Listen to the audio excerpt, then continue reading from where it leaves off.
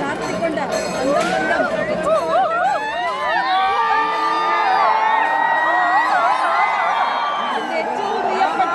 ായ കടുക്കൻ രാജേഷ് അവന്റെ മുന്നിൽ തന്നെ അവന്റെ ഇടത്തെ കൊമ്പ് പിടിച്ചുകൊണ്ട് രാജേഷും കൂടെയുണ്ട്. അങ്ങനെ തെച്ചിക്കോട്ടുകാവ് രാമേന്ദ്രൻ ഇതാ എന്റെ മുന്നിലൂടെ ഇങ്ങനെ നടന്നു പോവുകയാണ്. എനിക്കും പറഞ്ഞറിയിക്കാൻ പറ്റാത്ത സന്തോഷമാണ് ഈ രാമേന്ദ്രന്റെ ഇത്ര അടുത്ത് നിന്ന് നമ്മുടെ മനോരമ ന്യൂസ് പ്രേക്ഷകർക്ക് വേണ്ടി ഈ കാര്യങ്ങൾ പറയാൻ പറ്റി എന്നുള്ളത്.